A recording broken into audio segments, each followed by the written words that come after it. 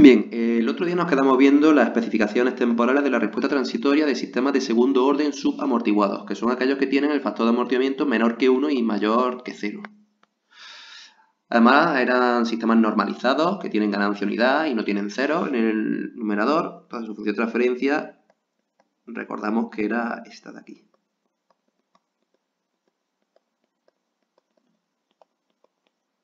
Si a esa función de transferencia le aplicábamos un escalón unitario, 1 partido por s, obteníamos una señal I de s y haciendo su transformada inversa de Laplace obteníamos esa expresión I de t. Esa señal, recordemos, dibujada en función del tiempo, era una señal de esta forma. Que en el estacionario tendía a 1. Bien, estuvimos calculando el tiempo de pico, tiempo de subida, el sobrepaso. Nos quedaba por calcular cuál era el tiempo de asentamiento, que es el tiempo que tarda en llegar al estacionario.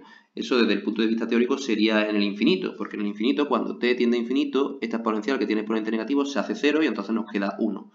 Pero desde el punto de vista práctico no lo calculamos así, sino que desde el punto de vista práctico lo que hacemos es que vamos a considerar una franja por encima y por debajo de ese valor estacionario. Por ejemplo, este valor de aquí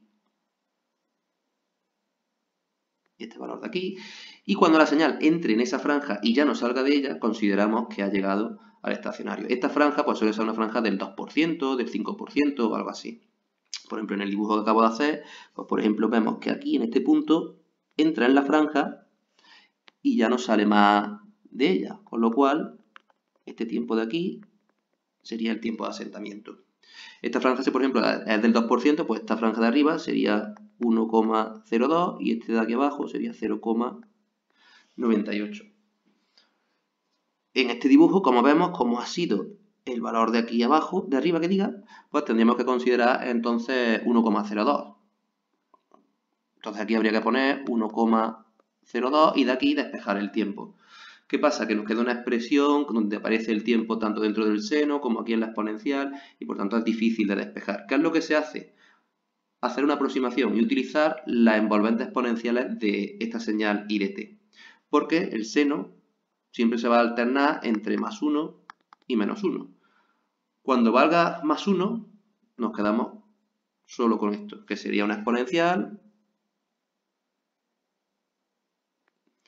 que envolvería por debajo a la señal senoidal amortiguada. Y cuando toma valores menos 1, este menos de aquí con este menos de aquí se convierte en un más y nos quedaría una señal exponencial, la envolvente superior, que como vemos dentro está encerrada la señal del sistema subamortiguado.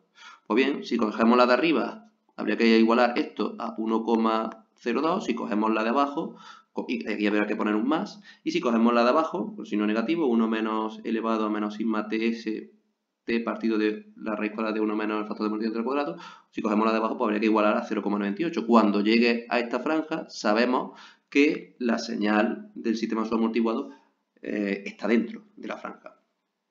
Da igual coger una que otra. Bien, si cogemos entonces esta expresión de aquí, pues tendremos que despejar t sub s, el tiempo de asentamiento, tomamos logaritmos neperianos y nos quedaría una expresión como esta de aquí. De aquí se podría despejar ya t sub s pasando aquí dividiendo menos sigma, pero esa expresión realmente no es la que se utiliza, porque depende de sigma y del factor de amortiguamiento, sino que se hace una aproximación más y es coger esta expresión de aquí. Tiempo de asentamiento para el criterio del 2% es 4 partido por sigma. Si cogiésemos una banda del 5%, en vez de coger aquí 0,98, pondríamos 0,95, o si cogemos la positiva habría que coger 1,05, y se obtiene esta otra expresión, que es similar a la anterior, solo que ahora, en vez de 4 en el numerador, es un 3, lo cual tiene sentido porque al ser la franja más amplia, el tiempo de asentamiento tiene que ser más pequeño, porque llegaremos antes a esa franja que es más amplia, por eso es 3, y esta del 2%, que es más restrictiva, da un tiempo de asentamiento que es mayor, que es 4 partido por sigma. Si no nos dicen nada del criterio de la banda, pues se coge una regla general que es pi partido por sigma. 3,14 está entre 3 y 4. Estaré bien más cerca de esta. 4, algo por ciento sería la franja, ¿no? Bien, si os fijáis, nosotros cogeremos o bien esta de aquí, de pi partido por sigma, o bien la de 4 partido por sigma. Que si os dais cuenta, la de 4 partido por sigma tiene algo que ver con lo que era el tiempo de asentamiento de los sistemas de primer orden, que era 4 veces tau. Pero tau es la inversa del polo. O sea, esto es similar a poner 4 partido por el valor del polo, que sería similar a esta de aquí de los sistemas subamortiguados. Bien, decís que estas expresiones del tiempo de asentamiento son aproximaciones, no son exactas, como por ejemplo ocurre con el tiempo de pico o con la del sobrepaso.